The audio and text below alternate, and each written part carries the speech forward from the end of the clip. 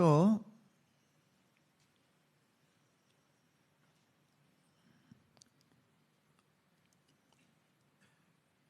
श्री कृष्ण बलराम ग्वालबाल मित्र गोचारण करते हुए एक दिन एक ऐसे स्थान पर पहुंचे जहां यमुना के तट पर गाय और गोवत्स चर रहे थे। क्षुधा पीड़ित प्यासे अवस्था में यमुना के जल का प्राशन किया और जैसे ही यमुना के जल का प्राशन किया, गाय और गोवत्स और ग्वालबाल दोनों मूर्छित होकर भूमिपत हो गए। अब ऐसी अवस्था में सब परेशान थे कि क्या हो गया। जो कुछ ग्वालबाल अभी मूर्छित नहीं हुए थे क्योंकि उन्होंने जल नहीं पिया था, वो कृष्ण को पुकारने लगे। तो 50वां श्लोक 10, 15, 50।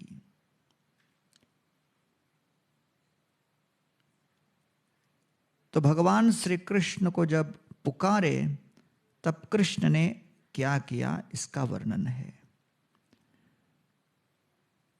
वीक्षतान् वै तथा भूतान् वीक्षतान् वै तथा भूतान् कृष्णो योगेश्वरेश्वरः ईक्षया अमृतवर्षिण्या स्वनाथान् समजीवयत्। उनको देखकर इस अवस्था में ईश्वर ईश्वर योग, सभी योग शक्तियों के स्वामी कौन? कृष्ण। कृष्ण क्या है? योगेश्वरेश्वर। क्या किया उन्होंने? ईक्षया, अपने नेत्रों से, अमृत वर्षिण्या, उन पर अपनी अमृत कृपा कटाक्ष बरसाई।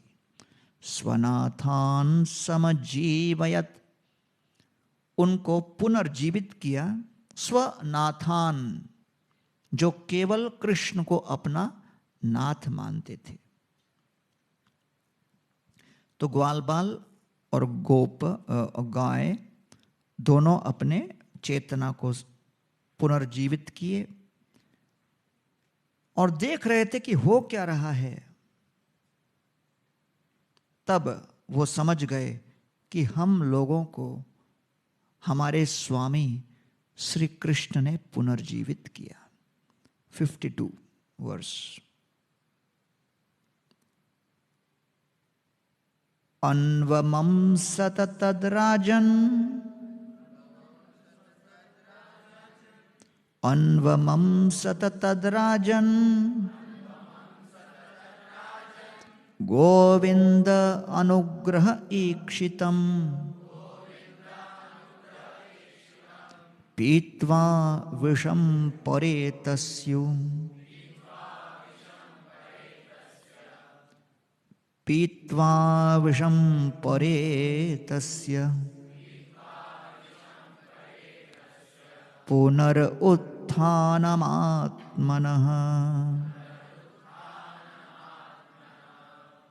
अन्वमं सत, सोचने लगे, गोविंद अनुग्रह ईक्षितम, श्री कृष्ण के अनुग्रह पूर्ण दृष्टिपात अवलोकन से, तिरछी चितवन से हम लोग जागृत हुए।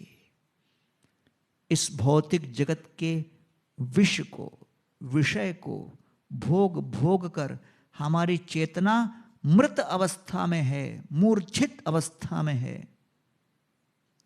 और जब हम भगवान के सुंदर विग्रहों के सामने आकर दर्शन करते हैं, कृष्ण दर्शन लालसा तासाम आविरभिउत्सौरिः स्मयमान मुखाम्बुज पीताम्बरधर स्रग्वी साक्षात् मन्मथ मन्मथः। तो जब भगवान श्री कृष्ण की दृष्टिपात होती है तो हमारी मृत चेतना पुनर्जीवित हो जाती है।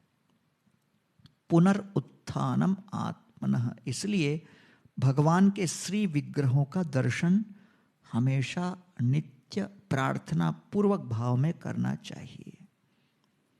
और तब शुकदेव गोस्वामी कहते हैं कि कृष्ण विचार कर रहे थे, यमुना के जल का प्राशन करके मेरे ग्वाल बाल मित्रों की ये अवस्था क्यों हो गई। तब वो समझ गए, हाँ, एक बड़ा ही विषधर भुजंग जिसका नाम है कालिय, उसने इस संपूर्ण यमुना को प्रदूषित किया है। और तब कृष्ण ने इस कालिया को दूर भगा दिया।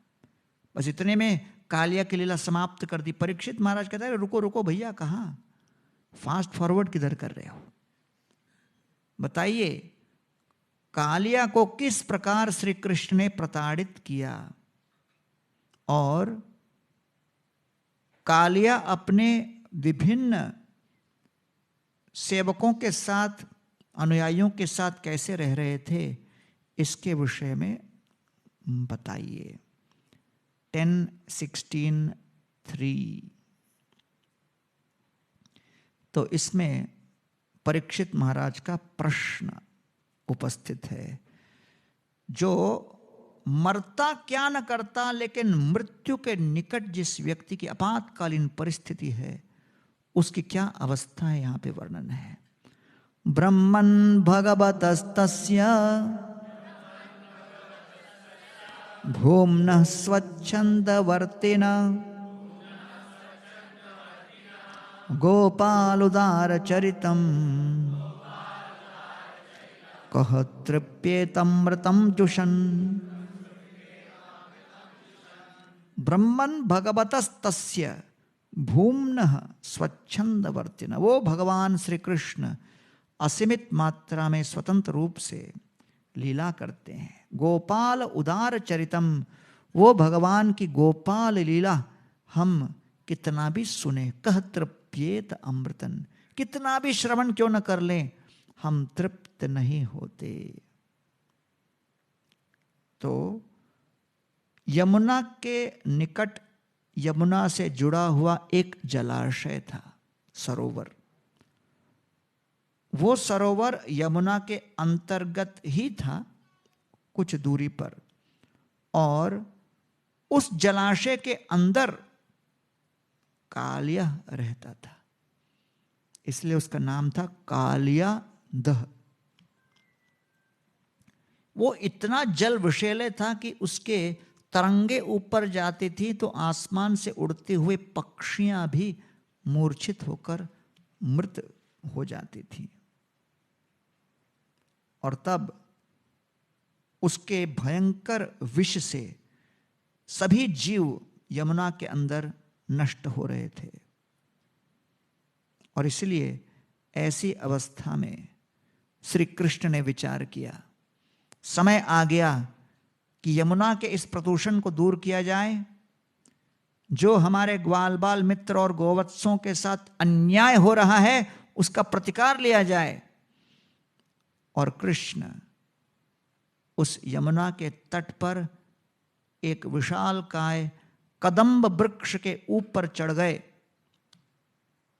कद अम्ब अर्थात कुत्सित अम्ब, अम्ब का अर्थ है माता, अर्थात किसी की माता भले उच्च कुल की न हो, कुलीन न हो, लेकिन फिर भी इसका अर्थ ये नहीं कि उसका पुत्र कोई महान कार्य नहीं कर सकता, क्योंकि कर्मों के ऊपर, गुणों के ऊपर और उनके गुणवत्ता के आधार पर कोई व्यक्ति महान कार्य करता है। तो भगवान वर्णन करना चाहते हैं कि मैं कदम्ब के ऊपर से भी छलांग लगाकर कालिया का दमन करने में सक्षम हूं। तो चाहे आपका जन्म कैसा भी हो, सामाजिक कोई भी श्रेणी के क्यों न हो, चाहे सामाजिक लोग आपको चाहे किसी भी श्रेणी में बांधकर आपकी आलोचना क्यों न करते हो, हमेशा आशावादी रहना कि हम अपने गुणों और कर्मों के आधार पर भविष्य सुधार सकते हैं। इसलिए कदम्ब के ऊपर चढ़े भगवान। छठा श्लोक, 6th 10:16-6। अब कृष्ण तैयार हो गए उस विषैले कालिया का मर्दन करने। तम चंडवेग विषवीर्यम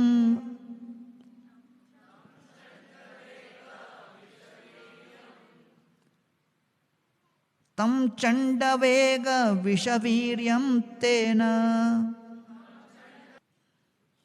तम चंडवेग विषवीर्यमावेक्ष तेन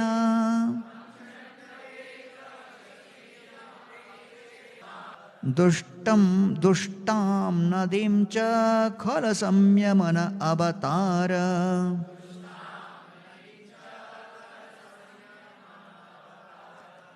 कृष्ण कदम्बम अधिरुह्य ततः अतितुंगम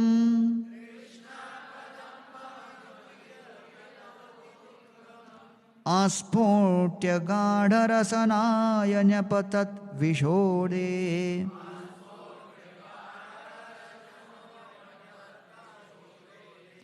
तं चन्दवेग विषवीर्यमवेक्ष्य तेन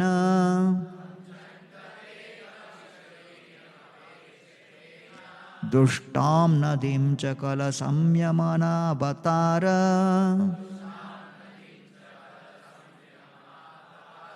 कृष्ण कदम्बमधिरुह्य ततोऽतितुङ्गम् आस्फोट्य गाढरसनोऽन्यपतत् विशोदे।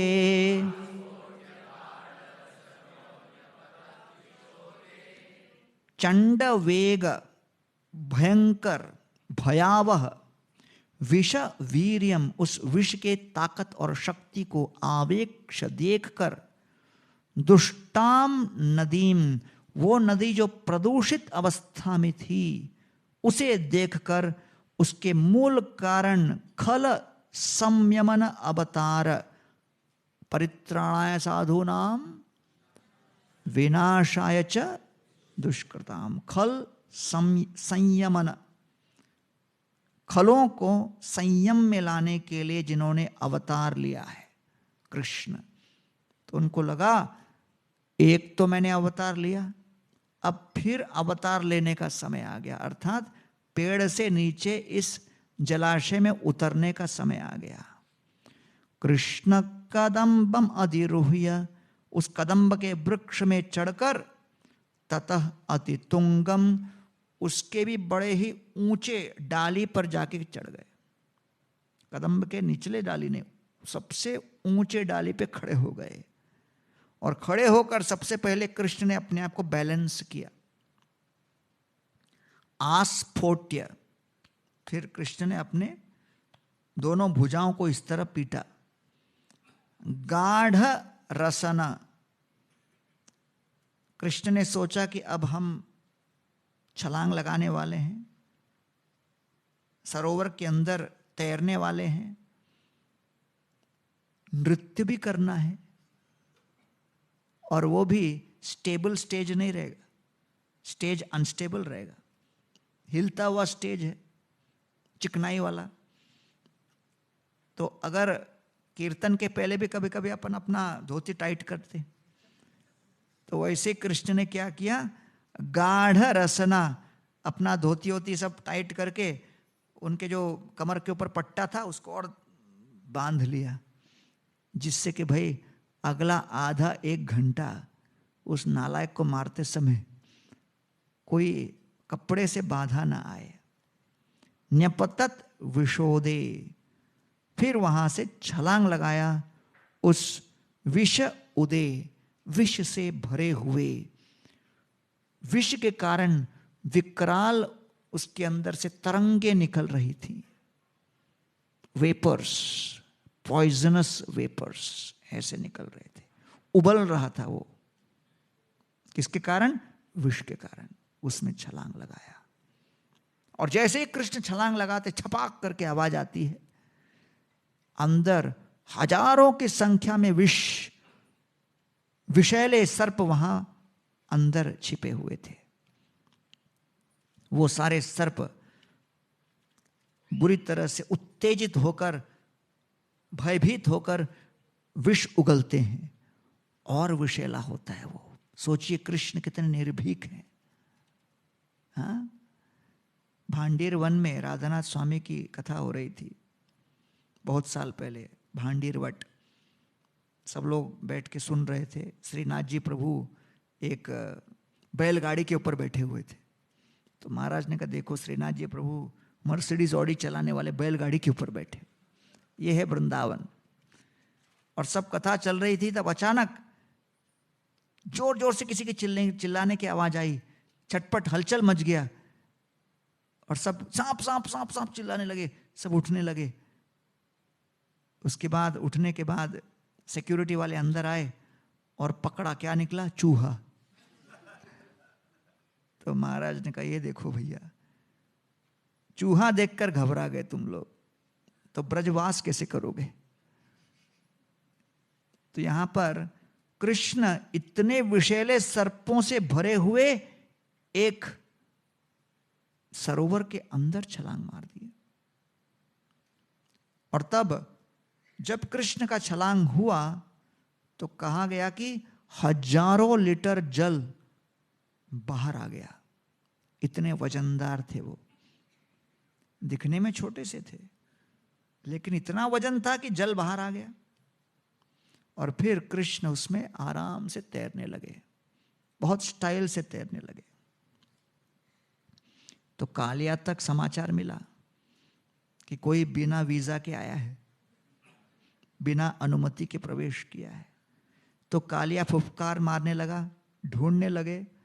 और कालिया ने जैसे ही देखा, तब 9वां श्लोक, कालिया ने क्या देखा उसका वर्णन आया है। तम प्रेक्षणीय सुकुमार घनावदातम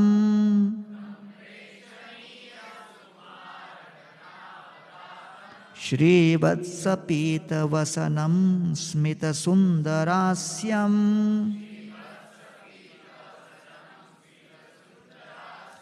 क्रीडन्तमप्रतिभयं कमलोदराङ्ग्रीं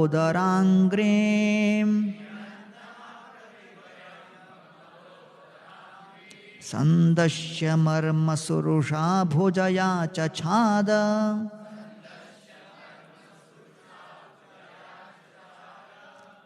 तम उस कृष्ण को जब देखे तो कृष्ण कैसे दिख रहे थे?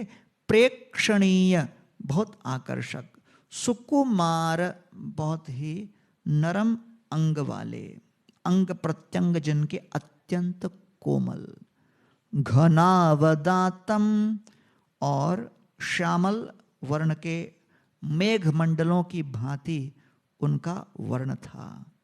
श्रीवत्स धारण किए थे, पीत वसनम, पीत वर्ण के वस्त्र, स्मित सुंदरास्यम, इतना विषैले जल में प्रवेश किए हैं, सर्पों की फुफकार सुन रहे हैं, घबरा के चिल्ला नहीं रहे हैं, मुस्कुराते हुए तैर रहे हैं। स्मित सुंदर आस्यम, उनका सुंदर मुखमंडल मुस्कुरा रहा है। क्रीडंतम, खेल रहे हैं, कैसे? अप्रतिभयम, बिना किसी कालिया और उनके अनुयायियों के भय के। कमलोदरांग्रिम, और अपने चरण कमलों से तैरने का जो उनका भाव था, वो बड़ा सुंदर चरण कमल दिख रहा था। और तब कालिया अचानक आकर संदश्य मर्मसु रुषा, उनके जो भुजया चछाद, तुरंत अपने जो उनका टेल है, पूंछ, उससे कृष्ण को यूं आवृत करके पकड़कर उनके छाती पर आक्रमण करने लगते हैं। सोचिए, इतने विशाल काय कालिया कृष्ण को यूं यूं गोल घुमाकर पकड़ लिया और कृष्ण को धारण करके उसको आक्रमण करने लगे। तो ये कालिया देख रहे हैं कृष्ण को। अब ग्वाल बाल मित्र जो तट पर हैं वो विचार कर रहे हैं हो क्या रहा है। हमारे कृष्ण को कालिया ने पकड़ लिया और आक्रमण भी कर रहे हैं। सब भ्रमित हो गए, सब उच्च स्वर में आर्तनाद करने लगे, धरती पर भूमिपत होकर मूर्छित हो गए। और तब ये कहा गया है, सब बुरी तरह से भगवान श्री कृष्ण के लिए प्रार्थना करने लगे। कृष्ण के लिए सब उच्च स्वर में क्रंदन करने लगे। 10वां श्लोक। तम नाग भोग परिवीटम अदृष्ट चेष्टम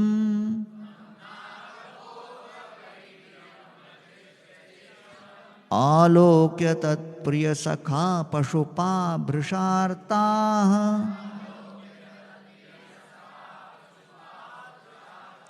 कृष्णेर्पितात्म सुहृदर्थ कलत्र कामा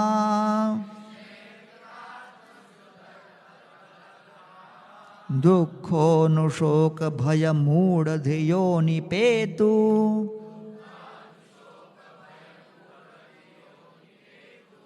तम नाग भोग परिवीटम। उस नाग के आवेश में आए हुए कृष्ण को देखकर अदृष्ट चेष्टम, और कृष्ण भी थोड़ा और ड्रामा करने के लिए उनको भी लग रहा था कि कालिया इतना प्रयास से डंक मार रहा है तो कालिया को भी तो एनकरेज करना चाहिए कि भाई तेरा प्रयास विफल नहीं गया। तो कृष्ण भी मूर्छित होने का एक्टिंग किए।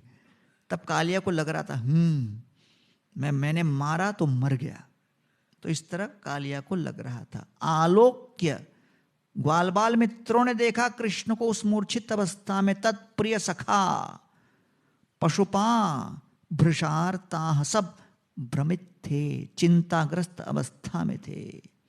और सारे ग्वाल बालों की अवस्था क्या थी? कृष्णे अर्पित, कृष्ण के चरण कमलों में अर्पित किया था। सब ब्रजवासियों ने क्या क्या अर्पित किया था? आत्मा, अपनी आत्मा को, सुहृत, अपने रिश्तेदारों को, अर्थ, धन को, कलत्र, पत्नियों को, कामाह, हर प्रकार के भोग इच्छाओं को, सब कृष्ण के लिए जिन्होंने समर्पित किया वही कृष्ण इस दुर्व्यवस्था में देखकर दुख अनुशोक भय मूढ़ धियो निपेतु, दुख शोक और भ्रमित अवस्था से सब भूमिपत हो गए। इस तरह ये कहा गया है कि भक्त के जीवन में दुख शोक और विमूढ़ भाव कब आना चाहिए? जब उनके कृष्ण भक्ति के ऊपर आक्रमण हो, कृष्ण की संपत्ति पर आक्रमण हो, कृष्ण के ऊपर आक्रमण हो, कृष्ण या वैष्णवों के ऊपर जब आक्रमण हो, तब भक्त के अंदर दुख शोक और ये भावनाएं उत्पन्न होती हैं। स्वयं के ऊपर आक्रमण हो तब भक्त के अंदर इस तरह का दुष्प्रभाव नहीं पड़ता, क्योंकि भक्त ने अपनी आइडेंटिटी, व्यक्तित्व को बदल ली है कि मैं कृष्ण का हूं, कृष्ण मेरे प्राण धन हैं, कृष्ण मेरे वास्तविक जीवन हैं। तो ब्रजवासी सब उच्च स्वर में चिल्लाने लगे, कृष्ण को देखने लगे। चारों दिशाओं में भूमि पर अशुभ चिन्ह छा गए और तब सारे ब्रजवासी बुरी तरह परेशान थे। सब ब्रज को छोड़कर भागने लगे देखने के लिए कि क्या हो रहा है यमुना जी के तट पर। 16वां श्लोक 16। तब ब्रजवासियों को त्राही त्राही मचे हुए देखकर, कातरता पूर्वक उच्च स्वर में आर्तनाद करते हुए देखकर एक व्यक्ति मुस्कुरा रहे थे। कौन थे? बलराम जी। तांस्तथा कातरान वीक्ष्य भगवान माधवो बल प्रहस्य किंचित नोवाच प्रभवज्ञो अनुजस्य सह। इतनी कातरता पूर्वक अवस्था में वीक्ष देखकर भगवान, कौन? बलराम जी, शुकदेव गोस्वामी गुस्से में हैं। ब्रज में सब रो रहे हैं, एक ही व्यक्ति मुस्कुरा रहा है, बलराम। क्यों? माधवो ज्यादा मधु पीकर नशा चढ़ गया। माधवो मतलब मथुरा के लोग थोड़ा जो है बल के लिए प्रसिद्ध हैं। कितना शेर घी पीते हैं। जिनका बल अधिक रहता है बुद्धि कम होता है। माधवो बल, मथुरा वाला बलशाली है, थोड़ा दिमाग खिसक गया है। कृष्ण आपत्तिग्रस्त अवस्था में है, मुस्कुरा रहे। प्रहस्य, ये क्या? और बलराम जी क्यों मुस्कुरा रहे थे?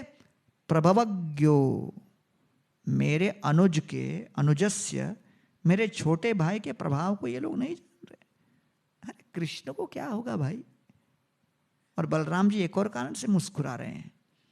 कृष्ण, मैं जब शेषनाग के रूप में रहता हूं तब तो आप शांति से लेटे रहते हो। अब एक छोटा सा, चुचुंदर से भी छोटा एक सर्प आ गया, कालिया, उसके साथ खेलने के लिए इतने आतुर हो गए। क्या बात है? इस तरह वो मुस्कुरा रहे हैं। अब सारे ग्वाल बाल जो हैं ब्रजवासी कृष्ण के चरण कमलों को देखते देखते ढूंढते ढूंढते पहुंच रहे हैं, क्योंकि ब्रजवासियों की विशेषता थी कृष्ण के चरण कमलों का इतना सम्मान करते थे कि उनके चरण चिन्हों के अंकित ब्रजरज पे कभी उसको मिटाते नहीं थे। और तब ब्रजवासी देखते हैं कृष्ण कालिया के पूंछ के अंदर यूं मूर्छित लेटे हुए अचेत अवस्था में हैं। और उस समय सारे ग्वाल बाल ब्रजवासी सब शोकाकुल अवस्था में आकर नीचे गिर गए।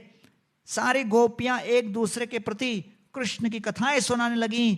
यशोदा माएँ भी बड़ी बुरी अवस्था में थीं और वह भी अपने पुत्र कृष्ण को निरंतर देख रही थी।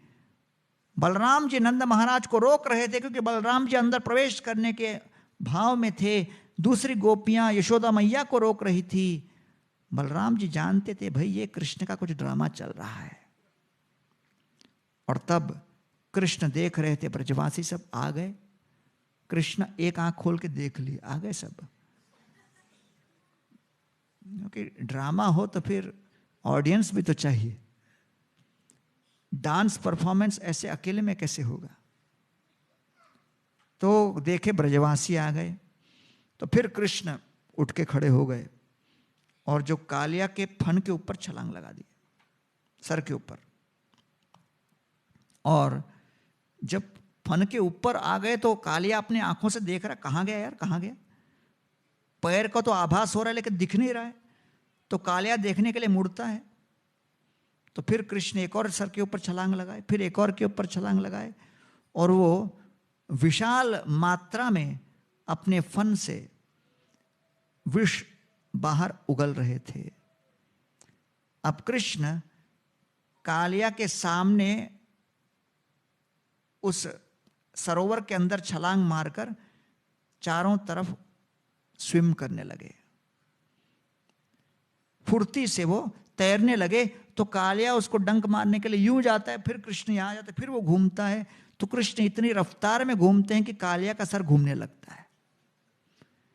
तो कालिया का जब सर घूमने लगता है तो फिर कृष्ण फिर उसके सर के ऊपर चढ़कर खड़े हो जाते हैं। सारे ब्रजवासी सोचते हो क्या रहा है ये?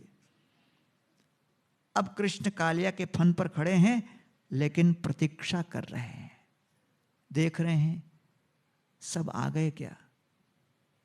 गोपियां तो आ गई लेकिन मेन हीरोइन नहीं आई, राधा रानी। तो कृष्ण प्रतीक्षा कर रहे हैं और जब देखते हैं राधा रानी आ गई तब फिर कृष्ण अपना फेटा और कस के बांधते हैं और सोचते हैं चलो भाई अब गर्लफ्रेंड को इंप्रेस करने का समय आ गया। प्रथम बार गोपियां कृष्ण को साक्षात देख रही थी तो कृष्ण ने सोचा ऐसा नृत्य करूंगा कि सारे इंप्रेस हो जाएं एक साथ में। तो कालिया तो निमित्त थे, लेकिन कालिया के बहाने कृष्ण कुछ और ही कर रहे हैं, अपने भविष्य के रासलीला की तैयारी। अब जैसे ही राधा रानी और गोपियां आ गईं, कृष्ण कालिया के सर पर नृत्य करना आरंभ करते हैं। कालिया के सर पर नाचेते थे कन्हैया, ता थैया ता था थैया। तो ऐसे नृत्य करने लगे, कालिया भी सोच रही हो क्या रहा है। अब एक फन से दूसरे फन पर छलांग जब मारते थे तो बड़ा डेलिकेट, हल्के से, क्योंकि फुर्ती से कर रहे थे, लेकिन कालिया को जो सर पे अनुभूति हो रही थी वो ऐसा लग रहा था मानो हजारों टन का वजन रख दिया है। धड़ाम धड़ाम वज्रपात हो रहा है। और इस तरह नृत्य करते करते कालिया के मुख से सारा विष बाहर निकलने लगा। कालिया अपना एक सर ऊपर करता, कृष्ण उस सर के ऊपर छलांग मारते, फिर उसको नीचे, और ऊपर से देवतागण एकत्रित हो गए और देवता नगाड़े बजाने लगे। वो अपने अलग अलग वाद्य गाने लगे, सोचे कि बड़ी डांस हो रहा है तो हम भी कुछ कीर्तन में सपोर्ट करें। तो बढ़िया बहुत संगीतमय नृत्य चल रहा था कृष्ण का। कृष्ण के लिए मनोरंजन था, गोपियों के लिए मनोरंजन था, लेकिन कालिया के लिए तो मनोभंजन था। सर बुरी तरह से पिट रहा था उनका। फिर बहुत समय के पश्चात जब कालिया बुरी तरह से प्रताड़ित हो गया, तब उनकी पत्नियां वहां पर आईं। कालिया की पत्नियां भगत थी और इसलिए वो कालिया की ओर से प्रार्थना करने के लिए वहां पर उपस्थित हो गईं। 35वें श्लोक में नाग पत्नियां श्री कृष्ण से प्रार्थना करती हैं। तपस्सु तप्तं किमनेन पूर्वं निरस्तमानेन च मानदेन धर्मोऽथवा सर्वजनानुकम्पया यतो भवां स्तुष्यति सर्वजीव। अरे हमारे पति ने पूर्व जन्मों में ऐसे क्या कर्म किए, क्या धर्म किए, क्या प्रायश्चित किया, क्या दान पुण्य किया, जिसके कारण श्री कृष्ण अपने चरण कमलों के रजों का अभिषेक हमारे पापी, द्वेषी, खूंखार, अपराधी पति के सर पर इतना अभिषेक कर रहे हैं अपने चरण कमलों के रज का। वो चरण कमल जिनके दर्शन के लिए, जिनके अनुग्रह के लिए कोटि कोटि जन्मों तक संत महापुरुष तपस्याओं में लीन रहते हैं। 36th वर्ष। कस्यानुभावोश्च न देव विद्महे तवांग्रिरेणु स्पर्शाधिकार यद्वांछया श्रीललना चरत्तपो विहाय कामान् सुचिरं दृढ़व्रताः। अरे जिन श्री कृष्ण के चरण कमलों के पाद संवाहन के लिए लालायित लक्ष्मी देवी वक्षो विलासिनी दीर्घकालीन तपस्याओं में लगी रहती है, फिर भी उनको वो आश्रय नहीं मिलता, हमारे पति को उन चरण कमलों का आश्रय प्राप्त हो गया। हे कृष्ण, हे गोविंद, कृपा करके हमारे पति को क्षमा करें। वो अपराधी है, द्वेषी है, लेकिन हमने जो तपस्या की, जो भक्ति की, उसके बदले में कम से कम इनको क्षमा कर दें। तो इसलिए भगवान श्री कृष्ण उन नागपत्नियों की इस प्रार्थना को सुनकर कालिया को रिलीज कर देते हैं। कालिया के अंदर पुनर्ऊर्जा स्थापित हो जाती है और कालिया बहुत समय के बाद श्वास लेने लगता है और श्वास लेते लेते कालिया अपनी प्रार्थना व्यक्त करता है। 56th वर्ष। कालिया क्या कहते हैं? वयम खलाह सहोत्पत्त्या तामसा दीर्घमन्यवः स्वभावदुस्त्यजो नाथ लोकानां यत् असद्गृहः। हे प्रभु, हम तो जन्म से ही ऐसे खल हैं, तामसाह तामसिक हैं, दीर्घमन्यवा हमारे अंदर इतना क्रोध कूट कूट के भरा हुआ है कि वो निकलता ही नहीं। स्वभाव दुस्त्यजो नाथ, अपने स्वभाव को बदलना बड़ा कठिन है भैया। लोकानां यत् असद्गृहाः, इसीलिए हमको अपने जीवन में परिवर्तन लाना बहुत कठिन है। तो ये बड़ा महत्वपूर्ण है समझना। आदतों को बदलना बहुत कठिन है, स्वभाव को बदलना बहुत कठिन है। किसी का क्रोधी स्वभाव होता है, वो क्रोधी स्वभाव ही रहता है, लेकिन उस क्रोध को कृष्ण की सेवा में कैसे लगाना वो हम कर सकते हैं। एक अपना भगत बहुत क्रोधी था, दिन रात पिटाई करता रहता था बाहर लोगों को, पुलिस स्टेशन में जाता रहता था। भक्त लोग मेरे को कंप्लेन किए, भाई इसको लड़ाई झगड़े में मजा आता है लेकिन हम लोग परेशान रहते हैं इसको लेके, थोड़ा दिमाग ठंडा करो। तो मैंने कहा बद्रीनाथ की यात्रा जा रही है भक्त लोगों की, गुरुकुल के बच्चे जा रहे हैं, साथ में तू भी चला जा, बद्रीनाथ में दिमाग ठंडा हो जाएगा बर्फ में।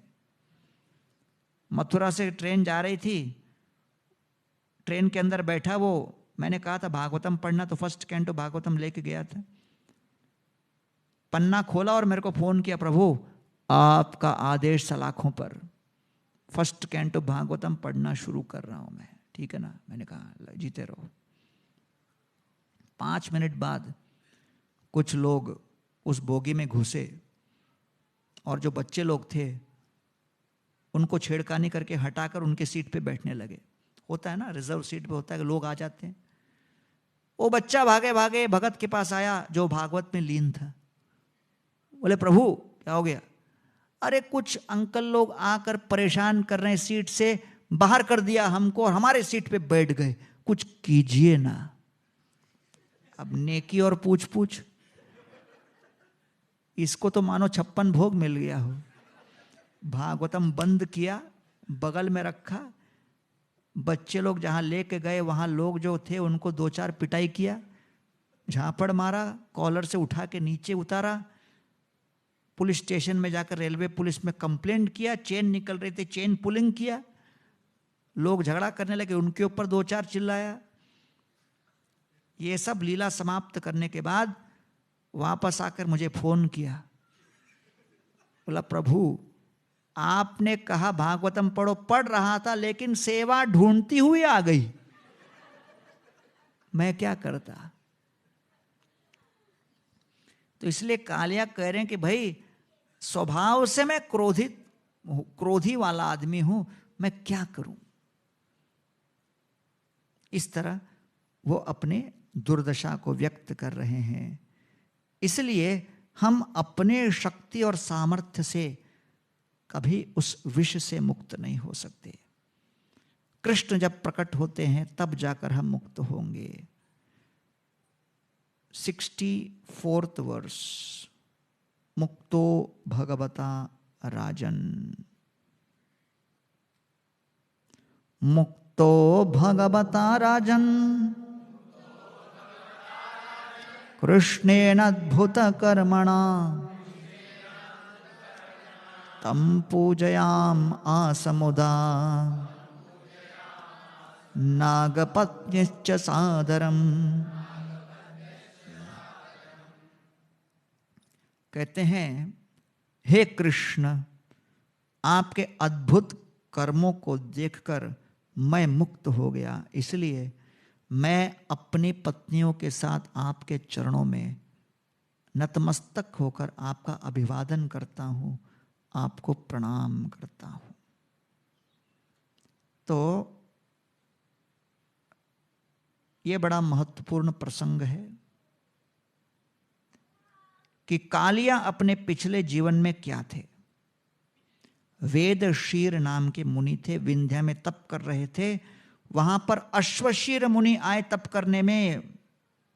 जब तप करने अश्वशीर मुनि वेदशीर मुनि के आश्रम में आए, वेदशीर मुनि क्रोधित होकर कहते हैं यहां जगह नहीं है आपके तप के लिए। ये देखो, आपको लगता होगा घर को लेकर कोर्ट केस होते हैं, झगड़े होते हैं।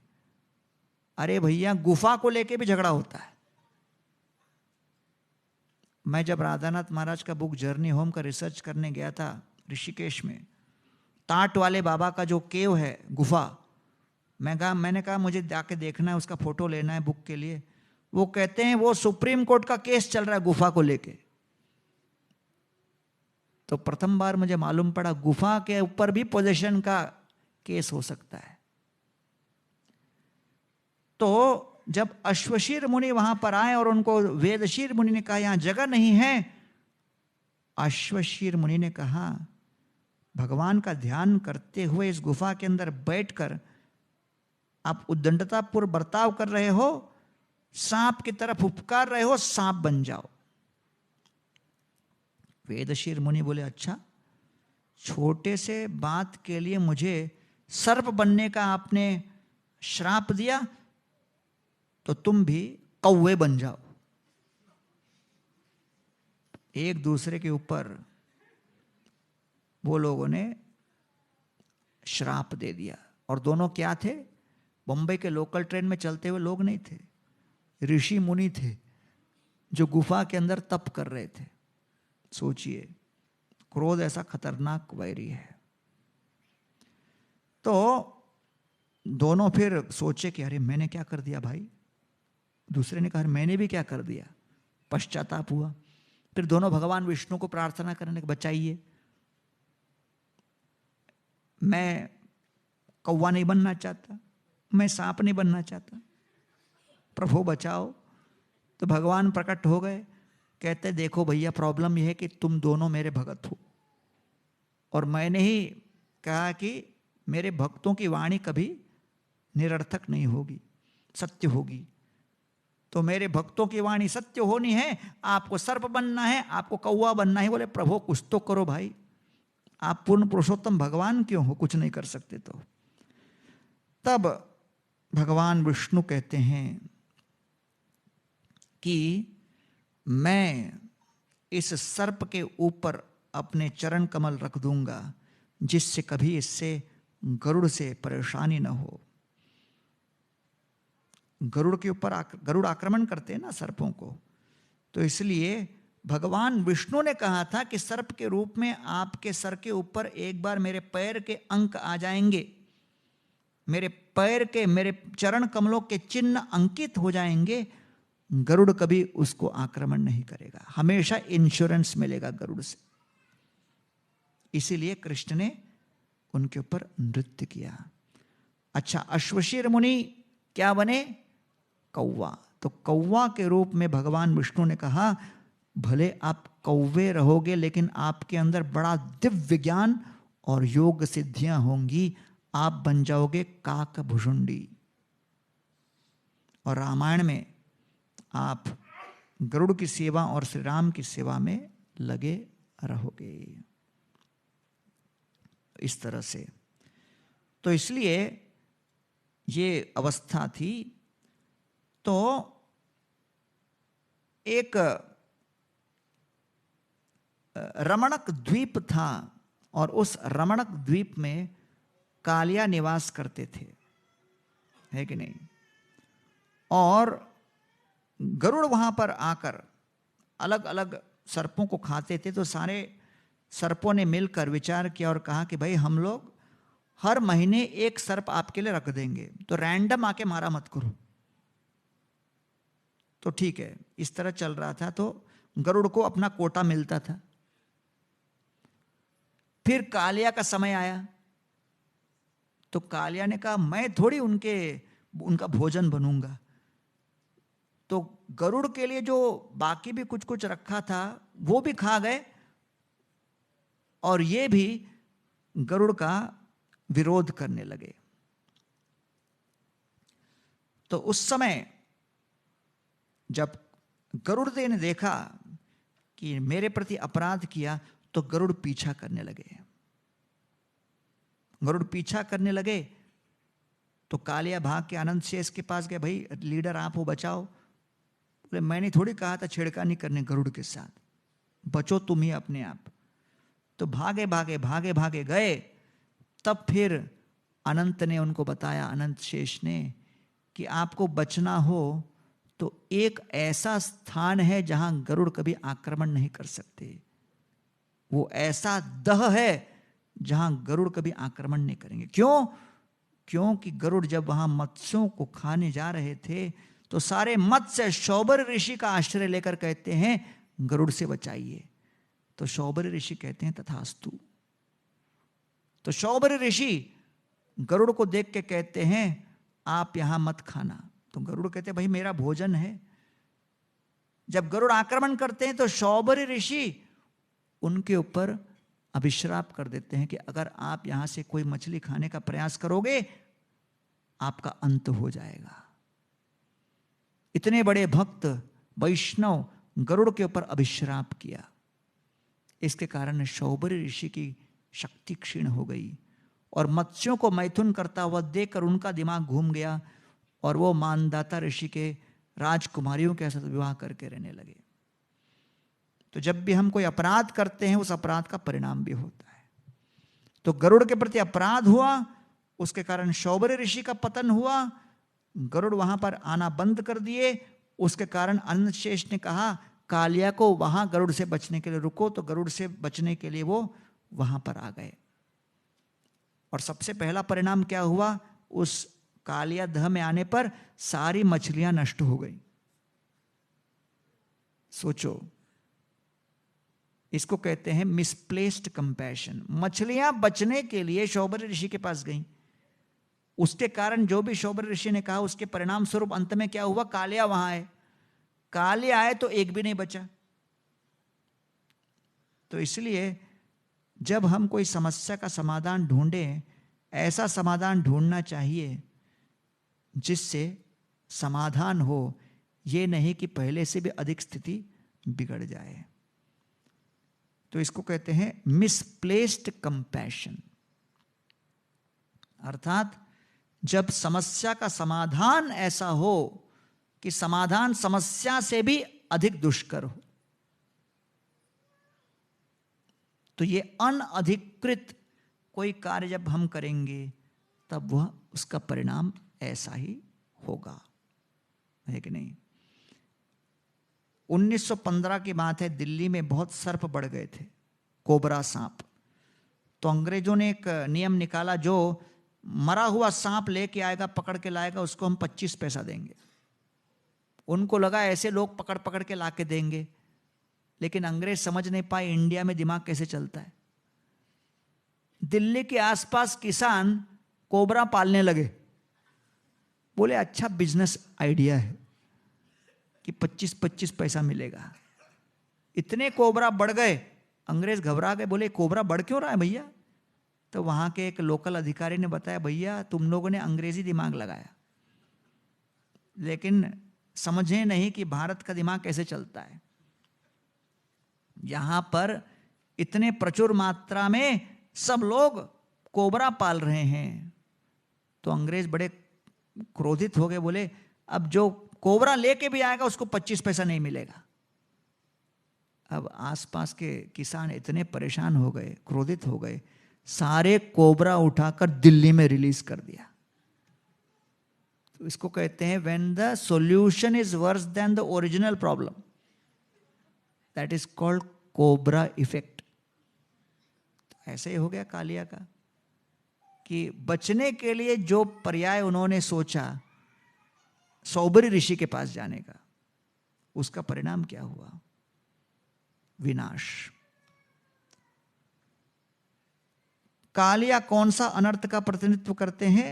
द्वेष, एनवी, क्रूएल्टी, क्रूरता, कनिंगनेस, दुष्टता, हार्म टू अदर्स, दूसरों को परेशान करना, डिसीट, दंभ, ब्रूटैलिटी, दूसरों के साथ क्रूर व्यवहार। ये सब जब हम करेंगे तब दूसरों के प्रति द्वेष व्यक्त करेंगे और उस द्वेष के परिणाम स्वरूप धीरे धीरे हमारे अंदर की भक्ति नष्ट होने लगेगी, है कि नहीं? तो इसलिए हिरण्यकशिपु ने प्रहलाद महाराज के प्रति कितना द्वेष व्यक्त किया, लेकिन प्रहलाद महाराज ने क्या प्रार्थना की? हे प्रभु, मेरे पिताजी को बचा लो। त्रिसप्तिभि पिता पूता पितृभि सह तेनगा। तो हिरण्यकशिपु का उद्धार हुआ किसके कारण? प्रहलाद के कारण। कालिया का उद्धार हुआ किसके कारण? उनकी पत्नी नाग पत्नियों के कारण। अर्थात चाहे व्यक्ति कितना भी द्वेषी और क्रूर क्यों न हो, अगर उसके परिवार में कोई व्यक्ति भक्त है, वो पारिवारिक स्वजनों के भक्त होने के परिणाम स्वरूप हम लोगों को उसका लाभ मिलता है।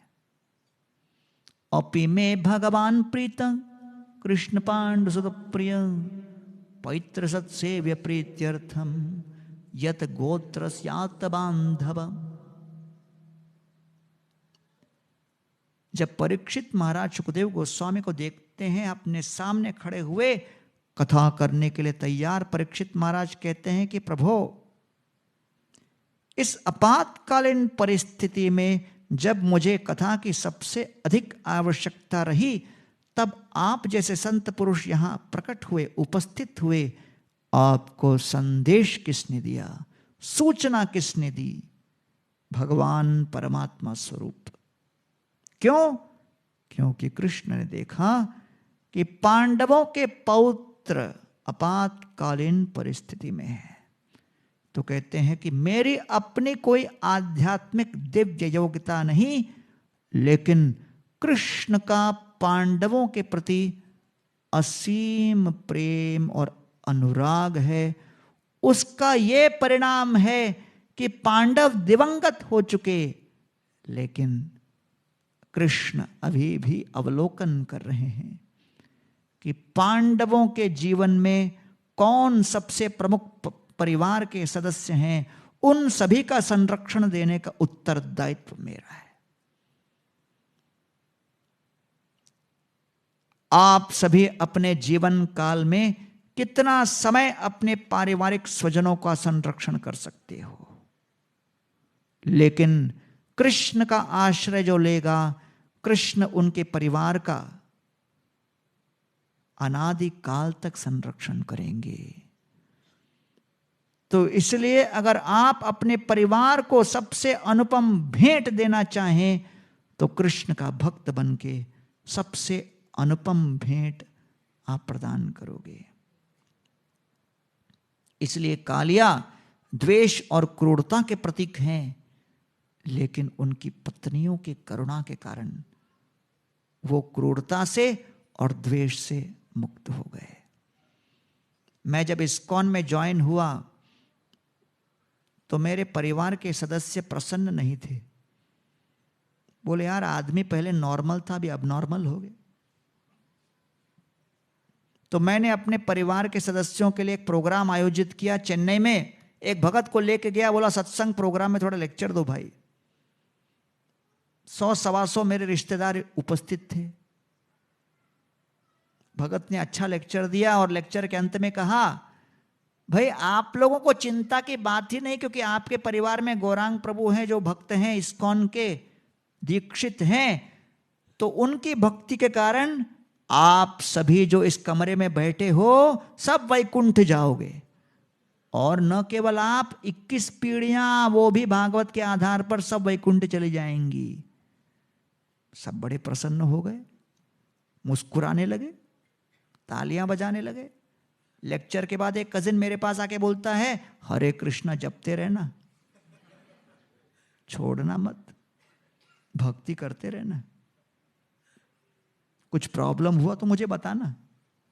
मैंने कहा क्या हो गया भैया? मतलब मुझे नहीं पता था आपकी भक्ति से मुझे इतना लाभ मिलेगा। यह है महत्वपूर्ण प्रसंग, क्योंकि कृष्ण ने अन्य सभी असुरों का वध किया, लेकिन कालिया का वध नहीं किया। कृष्ण ने कालिया को कहा, जाओ, क्योंकि आप इतना अपराध कर चुके हो ब्रजवासियों के प्रति। जो व्यक्ति एक बार अपराध करता है भक्तों के प्रति, प्रायश्चित करने के बाद भी उसको वहां स्थान नहीं दिया जा सकता ब्रज में। इसलिए ब्रज से निष्कासित करता हूं, समुद्री तल में आपको स्थान देता हूं। उस स्थान का नाम है फिजी, जहां पर कालिया को स्थान दिया गया। इसलिए प्रभुपाद जी ने वहां कालिया कृष्ण जो डीटीज स्थापित किए हैं, इस्कॉन के डीटीज हैं वहां पर। तो प्रभुपाद लिखते हैं कालिया अभी भी वहीं रहता है, लेकिन डरने वाली बात नहीं, आपके और हमारे जैसे कीर्तन में लगा रहता है।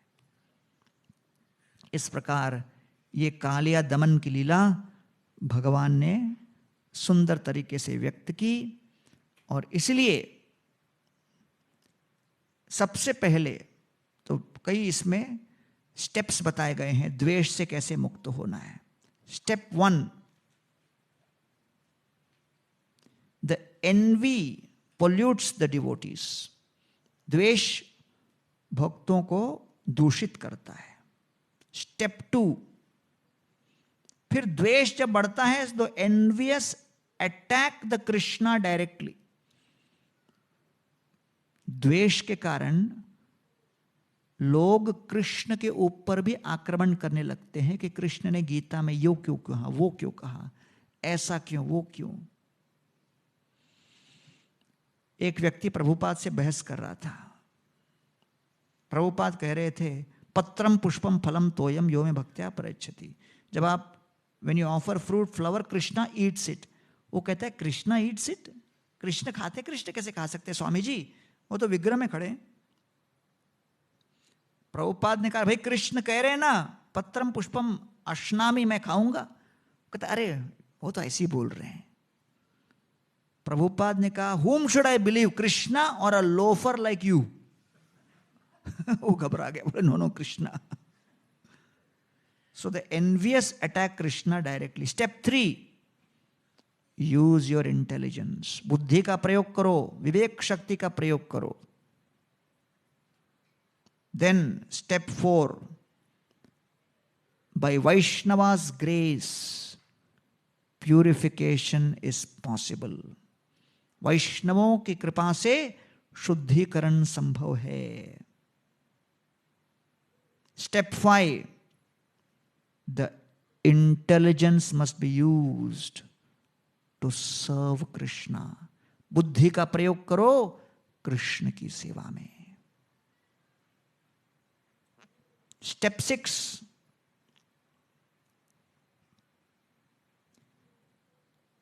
जैसे कालिया भी बहुत आकर्षक थे, शक्तिशाली थे, लेकिन अंदर क्या था? विष। So step 6, charisma, skills, knowledge, speaking ability, these are not signs of devotion. वाक पटुता, कुशाग्र बुद्धि, कलाएं, सत्ता, धन, ये कोई भक्ति के चिन्ह नहीं हैं। अगर व्यक्ति बड़ा बुद्धिमान होगा तो उसी बुद्धि को द्वेष के साथ मिलाकर नास्तिकता का ही प्रचार करेगा। He will use intelligence to attack Krishna, to minimize Krishna. तो इसलिए intelligence itself is not sufficient. How much envy is there, that is important. Step 7, envy disguised as devotion is difficult to detect. जब द्वेष भक्तों के अंदर होता है तो उसको पकड़ना और कठिन हो जाता है.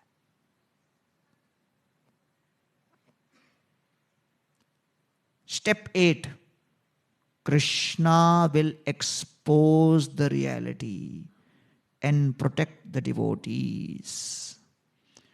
कृष्ण वास्तविकता को प्रकाशित करेंगे और भक्तों को संरक्षण देंगे.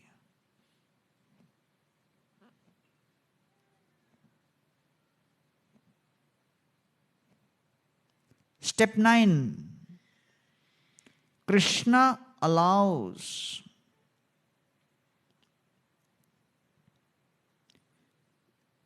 some emergency situation for some time, some anxiety for some time. कुछ समय के लिए चिंता वाली अवस्था भगवान बना के रखते हैं. जैसे कृष्ण कालिया पे नृत्य कर रहे थे तो कुछ समय के लिए चिंता थी, क्या होगा क्या होगा. क्यों? 2 कारणों से. भक्तों के कृष्ण के प्रति प्रेम को बढ़ाने, to increase devotees love for Krishna so they pray to Krishna helplessly. Krishna के ऊपर आश्रित होकर प्रार्थना करें उस चिंता से दूर होने. दूसरा, भक्त एक दूसरे का आश्रय लेते हैं. सारे ब्रजवासी एक दूसरे का आश्रय ले रहे थे, तो इसलिए कुछ समय के लिए कोई आपातकालीन चिंताग्रस्त परिस्थिति आए तो इसके पीछे ये कारण है. स्टेप 10. जब कृष्ण देखते हैं तो उचित समय देखकर brings the devotees and envious together and then smashes the envious, giving warning, don't meddle in devotees lives. भक्तों को और द्वेषी को एकत्रित लाकर भगवान फिर द्वेषी का दमन करते हैं, संदेश देते हैं भक्तों के संग में कभी ऐसा द्वेष प्रकट मत करना. फिर स्टेप 11 भगवान फिर क्या देते हैं? Punishment. Banish from Vrindavan, loss of association of devotees, not allowed to associate with ब्रजवासीज. ब्रज से बाहर, ब्रज के ब्रजवासियों के साथ संग का आपको सौभाग्य नहीं मिलेगा क्योंकि बहुत अपराध किया है. पनिशमेंट है ये. स्टेप 12. तो आप कहोगे अच्छा उसके लिए कोई आशा? हाँ, Krishna still considers such past offenders to be devotees by placing footprint on the head. Kaliya के सर पर कृष्ण अपने चरण कमल को अंकित किए. भक्त हो, लेकिन आपने जो किया उसका तो फल भुगतना होगा. Step 13. Only devotees intervention helps for offenders. अगर आपने अपराध किया, कृष्ण तो पिटाई करेंगे, लेकिन जब दूसरे भक्त आपके लिए प्रार्थना करेंगे तब कोई आशा की किरण है कि नहीं? तो इसलिए ये सब बड़े महत्वपूर्ण मुद्दे इसमें बताए गए हैं. तो ये कालिया दमन की लीला बहुत महत्वपूर्ण है और